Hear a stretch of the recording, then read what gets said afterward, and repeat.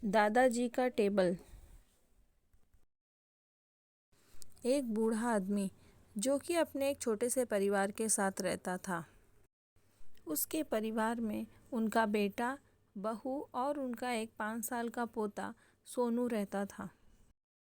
वह बूढ़ा आदमी जो ठीक से चल नहीं सकता, आँखों से ठीक से देख नहीं सकता और उनके हाथ किसी भी चीज़ को उठाने या करने में कांपते रहते थे। सभी टेबल पर बैठकर खाना खा रहे थे। उन बूढ़े आदमी को खाना खाने में बहुत परेशानी होती थी, क्योंकि उम्र की वजह से उनके कभी हाथ हिलते तो उन्हें आंखों से ठीक से कभी दिखाई नहीं देता। चम्मच से उठाया हुआ खाना भी टेबल पर गिर जाता, क्योंकि उनके हाथ बहुत हिलते थे। पानी का ग्लास उठाते वक्त भी पानी हाथों के हिलने की वजह से नीचे गिर जाता और पूरे टेबल पर पानी फैल जाता। उनके बेटे बहू ये सब देखकर बहुत चिढ़ जाते थे।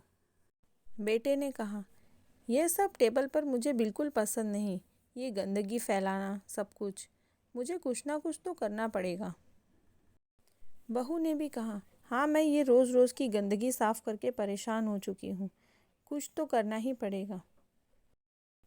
उन्होंने सोचा और उसके बाद एक छोटा टेबल साइड में उन्होंने पिताजी के लिए लगा दिया। पिताजी बगल में बैठकर अलग टेबल पर खाना खाते और बाकी परिवार अपना खाना अलग खाते।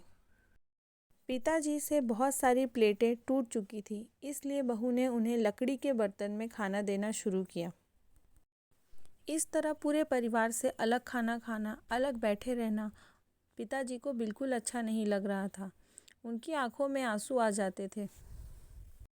बेटे और बहू ने उन्हें इस तरह देखा, फिर भी उनको कोई भी फर्क नहीं पड़ रहा था।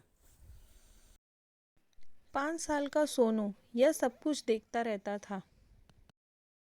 एक दिन शाम के समय वो लकड़ी के टुकड़ों के साथ खेल रहा था। सोनू के पापा उसे देखते ही उसके पास आए और हंसते हुए उससे पूछा कि सोनू, ये क्या कर रहे हो? इन लकड़ी के टुकड़ों से कुछ बना रहे हो? सोनू ने हंसते हुए कहा, हाँ पिताजी, मैं लकड़ी के टुकड़ों से एक बर्तन बना रहा हूँ। जब आप दोनों बड़े हो जाओगे तब आप भी बर्तन तोड़ दोगे, इसलिए आप लोगों के लिए मैं ये बर्तन बना के रख रहा हूँ। दादाजी भी लकड़ी के बर्तन में खाना खाते हैं, तो आगे चलकर आप भी इसी बर्तन में खाओगे ना। सोनू के पिता ये सुनकर कुछ बोल नहीं पाए और उनकी आंखों से आंसू आने लगे। सोनू की मम्मी ने जब ये सुना तो वो भी अपने आप को रोक नहीं पाई और उनकी आंखों से भी आंसू आने लगे। वो दोनों समझ गए थे कि वो कहाँ गलती कर रहे हैं।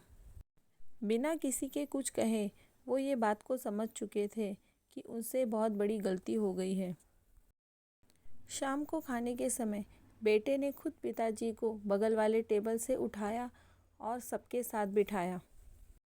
बेटे ने कहा, आज से आप हमारे साथ ही खाना खाएंगे, वहाँ अलग बैठकर नहीं खाएंगे।